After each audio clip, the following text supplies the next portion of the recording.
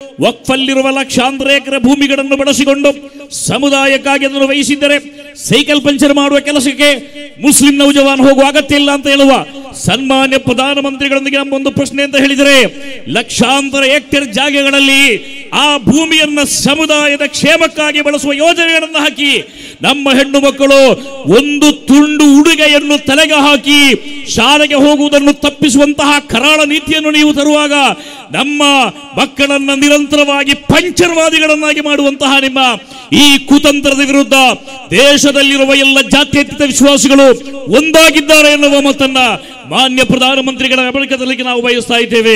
ಲಕ್ಷಾಂತರ ಹೆಕ್ಟೇರ್ ಜಾಗಗಳಲ್ಲಿ ಆಸ್ಪತ್ರೆಗಳನ್ನು ಕಟ್ಟಿ, ಶಾಲೆಗಳನ್ನು ಕಟ್ಟಿ, ಕಾಲೇಜುಗಳನ್ನು ಕಟ್ಟಿ ನಮ್ಮ ಸಮುದಾಯಕ್ಕೆ ನೀವು ಸಂರಕ್ಷಣೆಯನ್ನು ಕೊಡಿ.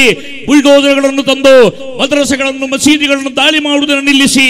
ಈ ಸಂದರ್ಭಗಳಲ್ಲಿ ಮುಸ್ಲಿಂ ಉಮ್ಮತ್ತಿಗೆ ಯಾರು ಬೇಕಾದರೂ ಬೈಬಹುದು, ಯಾರು ಬೇಕಾದರೂ ಅಂತಹ ಸಮಾವೇಶಗಳನ್ನು ಮಾಡಬಹುದು, ಯಾರು ಬೇಕಾದರೂ ಮುಸಲ್ಮಾನರು ಬಹಿರಂಗವಾಗಿ ಪಂಥಾಹ್ವಾನ ಮಾಡಬಹುದು, ಯಾರು ಬೇಕಾದರೂ ಮುಸಲ್ಮಾನರ ಮೇಲೆ ದಾಳಿ ಎಚ್ಚರಿಕೆಗಳನ್ನು ಕೊಡಬಹುದು. ಅಂತಹ ಒಂದು ಸಂದಿಗ್ಧವಾದ ಪರಿಸ್ಥಿತಿ ಈ ದೇಶ ಎದುರಿಸುವಂತಹ ಸಂದರ್ಭಗಳಲ್ಲಿ ನಿರಂತರವಾದ ದೇಶ ಭಾಷಣಗಳು, ನಿರಂತರವಾದ ಗುಂಪು ಹತ್ಯೆಗಳು, ಎಲ್ಲಾ ರೀತಿಯಲ್ಲಿ ಇಸ್ಲಾಮೋಫೋಬಿಯಾಗಳನ್ನು ಹರಡುವ ಮೂಲಕ ಟಿವಿ ಆಂಕರ್ಗಳು, ಸಂಪಾದಕರು ನಿರಂತರವಾಗಿ ರಂಗುರಂಗಿನ ಕಥೆಗಳನ್ನು ಕಟ್ಟಿಕೊಂಡು ಈ ನಾಡಿನ ಮುಸಲ್ಮಾನರನ್ನ ಕಟಕಟಲ್ಲಿ ನಿಲ್ಲಿಸುವಂತಹ ಒಂದು ಕ್ರಮಕ್ಕೆ ಈ ದೇಶದಲ್ಲಿರುವ ಎಲ್ಲಾ ಜಾತ್ಯತೀತ ವಿಭಾಗಗಳು ಒಗ್ಗಟ್ಟಾಗಿ ನಿಮ್ಮನ್ನು ಸಮುದ್ರಕ್ಕೆ ಸೆಳೆಯುವ ದಿನ ದೂರವಿಲ್ಲ ಅಂತ ಈ ಎಲ್ಲಾ ದ್ವೇಷ ಭಾಷಣ, ಸುಳ್ಳಾರೋಪಗಳ ಎಲ್ಲಾ ಟಿವಿ ಆಂಕರ್ಗಳ ವರದಿಗಾರನ್ನು ನಾನು ಈ ಸಂದರ್ಭದಲ್ಲಿ ಎಚ್ಚರಗೊಳ್ಳಲಿಕ್ಕೆ ನಾನು ಬಯಸ್ತಾ ಇದ್ದೇನೆ. ಸನ್ಮಾನ್ಯವಾದ ಪ್ರಧಾನಮಂತ್ರಿಗೆ ಒಂದೇ ಒಂದು ಮಾತು, ಸಮಯದ ಕೊರತೆ ಇದೆ. ಅದೇನೆಂದರೆ, ಸರ್, ನೀವೇನು ಮಾಡಲಿಕ್ಕೆ ಬಯಸಿದ್ದೀರಿ? 20 ಕೋಟಿ ಮುಸಲ್ಮಾನರನ್ನು ಹೊತ್ತುಕೊಂಡು ಸಮುದ್ರಕ್ಕೆ ಸೆಳೆಯಲಿಕ್ಕೆ ಬಯಸಿದ್ದೀರಾ? 20 ಕೋಟಿ ಮುಸಲ್ಮಾನರ ಮೇಲೆ ಇಲ್ಲದ ಆರೋಪಗಳನ್ನು ಮಾಡಿ ಅವರ ಸ್ಥೈರ್ಯವನ್ನು ಕುಂದಿಸಿ ಅವರ ಹಕ್ಕುಗಳನ್ನು ಕಸಿದು ಅವರ ಧಾರ್ಮಿಕ ಸ್ವಾತಂತ್ರ್ಯವನ್ನು ನಿಷೇಧ ಮಾಡಿ ನೀವು ಯಾವ ಕೆಲಸಕ್ಕೆ ಕೈ ಹಾಕ್ತಾ ಇದ್ದೀರಿ? ಒಂದೇ ಒಂದು ಕಾಲದಲ್ಲೂ ಕೂಡ ಈ ದೇಶದ 20 ಕೋಟಿ ಮುಸಲ್ಮಾನರನ್ನು ಇಲ್ಲವಾಗಿಸಲು ನಿಮ್ಮಿಂದ ಸಾಧ್ಯವಿಲ್ಲ ಎನ್ನುವ ಮಾತನ್ನು ಈ ಸಂದರ್ಭದಲ್ಲಿ ಹೇಳಿಕೆ ಬಯಸ್ತಾ ಇದ್ದೇವೆ. ಸ್ವಾಮೀಜಿಗಳೇ, ದೆಹಲಿಯ ಧನಿಗಳೇ, ನೀವು ಸೇವಕರು, ನಾವು ಈ ನಾಡಿನ ನಿಜವಾದ ಧನಿಗಳು. ಇದು ಪ್ರಜಾಪ್ರಭುತ್ವ, ನಾವು ಪ್ರಭುಗಳು. ತಾವು ತಮ್ಮ ಅಧಿಕಾರದ ಹಸ್ತಾಂತರದ ಅಧಿಕಾರ ವಹಿಸಿಕೊಳ್ಳುವ ಆ ಕಾಲದಲ್ಲಿ ಹೇಳಿದ ಹಾಗೆ ನಾನೊಬ್ಬ ಪ್ರಧಾನಮಂತ್ರಿಯಲ್ಲ, ಪ್ರಧಾನ ಸೇವಕ ಎನ್ನುವ ಮಾತನ್ನು ತಮಗೆ ನಾವು ನಂಬಿಸ್ತಾ ಇದ್ದೇವೆ. ನೀವು ಮಾಡಬೇಕಾದುದು ದೇಶದ ಜನರ ಸೇವೆ. ಅದರ ಬದಲಿಗೆ ಅವರ ಮೇಲೆ ಸುಳ್ಳಾರೋಪಗಳನ್ನು ಹೊರಿಸಿ ಅವರ ಧೈರ್ಯವನ್ನು ಕುಂದಿಸಿ ಅವರನ್ನು ನಿರಂತರವಾಗಿ ಭಯದ ವಾತಾವರಣದಲ್ಲಿ ಮಾಡುವಂತಹ ಒಂದು ಸಂದರ್ಭಗಳನ್ನು ಕೈಬಿಡಿ ಅಂತ ನಾನು ಹೇಳ್ತಾ ಇದ್ದೇನೆ. ನಾನು ಮುಗಿಸ್ತೇನೆ. ಈ ದೇಶಕ್ಕೆ ಮುಸಲ್ಮಾನರು ಕೊಟ್ಟ ಕೊಡುಗೆಗಳೇನು ಸಹೋದರರೇ? ನೀವು ಗಮನ ಕೊಟ್ಟು ಕೇಳಿ. 200 ಕೋಟಿ 20 ಕೋಟಿ ಮುಸಲ್ಮಾನರು ಈ ದೇಶದಲ್ಲಿದ್ದಾರೆ. ಅವರು ಈ ದೇಶ ಬ್ರಿಟಿಷರ ಕಾಲಗಳ ಹಿಂದಿನಿಂದಲೂ ಕೂಡ ಈ ದೇಶವನ್ನು ಕಾಪಾಡುವ ನಿಟ್ಟಿನಲ್ಲಿ ಹೋರಾಟಗಳನ್ನು ಮಾಡಿದ್ದಾರೆ.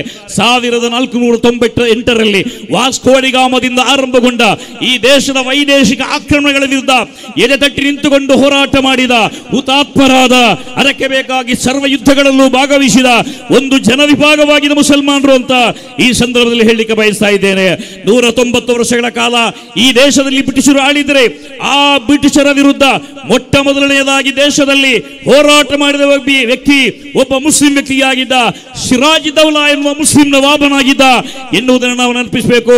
ಎರಡನೇದಾಗಿ 5 ಲಕ್ಷ ಮಂದಿ 190 ವರ್ಷಗಳ ಕಾಲ ವಿವಿಧ ಹೋರಾಟಗಳಲ್ಲಿ ಭಾಗಿಗಳಾಗಿ ದೇಹವನ್ನು ಕಳೆದುಕೊಂಡು ಅಂಗಾಂಗಗಳನ್ನು ಕಳೆದುಕೊಂಡು ಅಂಗವಿಕಲರಾಗಿ ಹುತಾತ್ಮರಾಗಿ ಮಾರ್ಪಟ್ಟಾಗ ಈ ದೇಶಕ್ಕಾಗಿ ಪ್ರಾಣವನ್ನು ತೆತ್ತ ಮೊಟ್ಟ ಮೊದಲ ವ್ಯಕ್ತಿ ಅದು 1799 ಮೇ 4ರಂದು ಹುತಾತ್ಮರಾದ ಶಹೀದೆ ಮಿಲ್ಲತ್ ಟಿಪ್ಪು ಆಗಿದ್ದಾರೆ ಅಂತ ಈ ಸಂದರ್ಭದಲ್ಲಿ ನಿಮ್ಮನ್ನು ಹೇಳಲಿಕ್ಕೆ ಬಯಸ್ತಾ ಇದ್ದೇವೆ.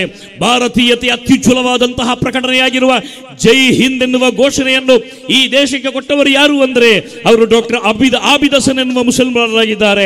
ನ್ಯಾಷನಲ್ ಫ್ಲಾಗ್ ಇಲ್ಲಿ ಹಾರಾಡುತ್ತಿರುವಂತಹ ಜಗತ್ತಿನ 200ಕ್ಕೂ ಹೆಚ್ಚು ರಾಷ್ಟ್ರಗಳ ರಾಷ್ಟ್ರ ಧ್ವಜಗಳೊಂದಿಗೆ ಸಮೀಕರಣ ಮಾಡಿದರೆ ಅತ್ಯಂತ ಸುಂದರವಾದ, ಅತ್ಯಂತ ಆಕರ್ಷಕವಾದ ಈ ರಾಷ್ಟ್ರ ಧ್ವಜವನ್ನ ಪಿಂಗಳಿ ವೆಂಕಯ್ಯ ಎನ್ನುವವರು ಅದರ ಇನಿಷಿಯಲ್ ಡಿಸೈನಿಂಗ್ ಮಾಡಿದರೆ ಅದಕ್ಕೆ ಅಂತಿಮ ರೂಪವನ್ನು ಕೊಟ್ಟಂತಹ ವ್ಯಕ್ತಿ ಆರ್ಟಿಸ್ಟ್ ಅದು ಹೈದರಾಬಾದಿ ಮಹಿಳೆ ಸುರಯ್ಯಾ ತಯ್ಯಿಬ್ಜಿ ಎನ್ನುವ ಮುಸಲ್ಮಾನರಾಗಿದ್ದರು ಎನ್ನುವ ಮಾತನ್ನು ಕೂಡ ಈ ಸಂದರ್ಭದಲ್ಲಿ ನಾವು ನೆನಪಿಸಬೇಕು. ನಾನು ಮುಗಿಸ್ತೇನೆ. ನಾವು ದೇಶಕ್ಕೆ ಕೊಟ್ಟದ್ದು ಕೇವಲ ತಾಜ್ ಮಹಲ್ ಮಾತ್ರವಲ್ಲ, ರೆಡ್ ಫೋರ್ಟ್ ಮಾತ್ರವಲ್ಲ, ಕುತುಬ್ ಮಿನಾರ್ ಮಾತ್ರವಲ್ಲ, ತಾಜ್ ಮಹಲ್ಗಿಂತ ಸುಂದರವಾದ, ಕುತುಬ್ ಮಿನಾರ್ಗಿಂತ ಉನ್ನತವಾದ, ಕೆಂಪುಕೋಟೆಗಿಂತ ಸುಭದ್ರವಾದ ಒಂದು ಸಂಸ್ಕಾರವನ್ನು ಕೂಡ ಈ ದೇಶಕ್ಕೆ ನಾವು ಕೊಟ್ಟಿದ್ದೇವೆ ಎನ್ನುವ ಮಾತನ್ನ ಈ ಸಂದರ್ಭದಲ್ಲಿ ನಿಮ್ಮ ಮುಂದೆ ನಾನು ಹೇಳಲಿಕ್ಕೆ ಬಯಸ್ತಾ ಇದ್ದೇನೆ. ಈ ಹೋರಾಟ ನಿಲ್ಲುವುದಿಲ್ಲ, ಈ ಹೋರಾಟ ನಿಲ್ಲುವುದಿಲ್ಲ. ಎಷ್ಟು ತನಕ ನಿಲ್ಲುವುದಿಲ್ಲ? ಈ ಭಾರತವಾಗುವ ತನಕ ಜಗತ್ತಲ್ಲಿರುವ ಅತ್ಯಂತ ಬಲಿಷ್ಠವಾದ ದಪ್ಪನೆಯ, ಅತ್ಯಂತ largest constitution of the world ಎನ್ನುವ ಖ್ಯಾತಿಯನ್ನು ಪಡೆದಿರುವ ನಮ್ಮ ದೇಶದ ಈ ಸಂವಿಧಾನದ ಆ ಅಸ್ತಿತ್ವವನ್ನು ಕಾಪಾಡುವುದಕ್ಕಾಗಿ ಇಲ್ಲಿರುವ ಜಾತಿ ಧರ್ಮಗಳ ಮಧ್ಯೆ ಕಂದಕಗಳನ್ನು ತೋಡಿ ಒಬ್ಬರ ವಿರುದ್ಧ ಇನ್ನೊಬ್ಬರನ್ನು ಎತ್ತಿಗೆಟ್ಟುವಂತಹ ಈ ನಾಡಿನ ವಿಕೃತ ಮನುಷ್ಯರ ವಿರುದ್ಧವಾದ ಹೋರಾಟ ಖಂಡಿತವಾಗಿಯೂ ನಮ್ಮಲ್ಲಿ ಮುಂದುವರಿಯುತ್ತದೆ. ನಾವು ಪೊಲೀಸರನ್ನು ಗೌರವಿಸ್ತೇವೆ, ಅವರು ನಮಗೆ ಬಹಳಷ್ಟು ಸಹಕಾರಗಳನ್ನು ಕೊಟ್ಟಿದ್ದೇವೆ. ಆದ್ದರಿಂದ ಪೊಲೀಸರೊಂದಿಗೆ ಸಹಕರಿಸಿ, ಎಲ್ಲಾ ಧರ್ಮದವರೊಂದಿಗೆ ಸಂಪೂರ್ಣವಾಗಿ ಸಹಕರಿಸಿ. ಹಿಂದೂಗಳು ನಮಗೆ ಯಾವುದೇ ತೊಂದರೆಗಳನ್ನು ಕೊಟ್ಟಿಲ್ಲ. ಹಿಂದೂಗಳು ಯಾವುದೇ ರೀತಿಯಲ್ಲೂ ಕೂಡ ನಮ್ಮ ಈ ನಿಟ್ಟಿನಲ್ಲಿ ಹೋರಾಟಗಳಲ್ಲಿ ಅವರು ಯಾವುದೇ ವಿರೋಧವನ್ನು ಮಾಡಿಲ್ಲ. ಅದೇ ಸಂದರ್ಭದಲ್ಲಿ ನಮ್ಮ ಹೋರಾಟ ಹಿಂದೂಗಳ ವಿರುದ್ಧವಲ್ಲ, ಇದು ಹಿಂದೂಗಳ ವಿರುದ್ಧ ಹೋರಾಟ ಅಂತ ಹೇಳಿ, ಇದು ಸಂವಿಧಾನದ ವಿರುದ್ಧ ಹೋರಾಟ ಅಂತ ಹೇಳಿ ಈ ಸಂದರ್ಭಗಳಲ್ಲಿ ನಮ್ಮ ಹೋರಾಟವನ್ನು ದಿಕ್ಕು ತಪ್ಪಿಸುವ ಎಲ್ಲ ಕುತಂತ್ರಗಳನ್ನು ಕೂಡ ಈ ಬೃಹತ್ತಾದ ಜನಾವಳಿ ಖಂಡಿತವಾಗಿಯೂ ಪರಾಭವಗೊಳಿಸದೆ ಎನ್ನುವ ಮಾತನ್ನ ಈ ಸಂದರ್ಭದಲ್ಲಿ ಹೇಳಲಿಕ್ಕೆ ಬಯಸ್ತಾ ಇದ್ದೇನೆ. ಕೊನೆಯದಾಗಿ ಸಾತ್ ಸಂದೂಕೋ ಮೇ ಭರ್ಕರ್ ದಫನ್ ಕರ್ದೋ ನಫ್ರತೆ, ಪ್ರಖ್ಯಾತ ಉರ್ದು ಕವಿ ಬಶೀರ್ ಅವರ ಮಾತಿನೊಂದಿಗೆ ನಾನು ಮುಗಿಸ್ತಾ ಇದ್ದೇನೆ. ಸಾತ್ ಸಂದೂಕೋ ಮೇ ಭರ್ಕರ್ ದಫನ್ ಕರ್ದೋ ನಫ್ರತೆ, 7 ಪೆಟ್ಟಿಗೆಗಳಲ್ಲಿ ಕಟ್ಟಿ ಹಾಕಿ ದಫನ್ ಮಾಡಿ ವಿದ್ವೇಷಗಳನ್ನು, ವಿರೋಧಗಳನ್ನು, ಪಕ್ಷಪಾತಿತ್ವಗಳನ್ನು. ಆಜ್ ಇನ್ಸಾನ್ ಕೋ ಮೊಹಬ್ಬತ್ ಜರೂರ್ ಹೆ ಬಹುತ್, ಈ ದಿನದಲ್ಲಿ ಮುಸಲ್ಮಾನರಿಗೆ ಪ್ರೀತಿಯ ಅಗತ್ಯವಿದೆ, ಮನುಷ್ಯನಿಗೆ ಪ್ರೀತಿಯ ಅಗತ್ಯವಿದೆ, ಸಾಮರಸ್ಯದ ಅಗತ್ಯವಿದೆ. ಅಂತಹ ಒಂದು ಸಾಮರಸ್ಯದ ಸುಂದರವಾದ ಕಾಲ ಪ್ರಾರಂಭವಾಗಲಿ. ನಮ್ಮ NRC ಹೋರಾಟಗಳು, CAA ಹೋರಾಟಗಳು, ಹಿಜಾಬಿನ ಹೋರಾಟಗಳು, ಇನ್ನಿತರ ಈ ದೇಶಕ್ಕೆ ಅಪಮಾನಕಾರಿಯಾದಂತಹ ಕಾನೂನುಗಳು ತಂದಾಗ ಮುಸಲ್ಮಾನರೆಲ್ಲರೂ ಕೂಡ ಸೇರಿಕೊಂಡು ಮಾಡುವ ಹೋರಾಟಗಳ ಮುಂದುವರಿದ ಭಾಗ ಇದಾಗಿದೆ. ಆದ್ದರಿಂದ ಈ ದೇಶವನ್ನು ವಿಭಜನೆ ಮಾಡುವ ಎಲ್ಲಾ ರೀತಿಯ ಯೋಜನೆಗಳನ್ನು ಕೈಬಿಟ್ಟು ದೇಶವನ್ನು ಒಗ್ಗೂಡಿಸುವಂತಹ ಕಾರ್ಯಕ್ರಮಗಳಲ್ಲಿ ನೀವು ಮುಂದುವರಿದರೆ ನಿಮ್ಮನ್ನು ಎಲ್ಲಾ ಕಾಲಗಳಲ್ಲೂ ಕೂಡ ಅಭಿನಂದಿಸುವ, ನಿಮ್ಮ ಜೊತೆ ನಿಂತುಕೊಂಡು ಈ ದೇಶದ ಅಭಿವೃದ್ಧಿಗಾಗಿ ಹೋರಾಡುವುದರಲ್ಲಿ ಈ ಮುಸ್ಲಿಂ ಉಲಮಾಗಳು, ಈ ಮುಸ್ಲಿಂ ಉಮರಾಗಳು ಉಮ್ಮತ್ತು ಯಾವತ್ತೂ ಕೂಡ ಜೊತೆಗಿರ್ತದೆ ಎನ್ನುವ ಮಾತನ್ನು ಹೇಳುತ್ತಾ ನನ್ನ ಮಾತಿಗೆ ಮುಕ್ತಾಯ. ಜೈ ಹಿಂದ್. ಅಸ್ಸಲಾಮು ಅಲೈಕುಂ ವರಹಮತುಲ್ಲಾಹ್.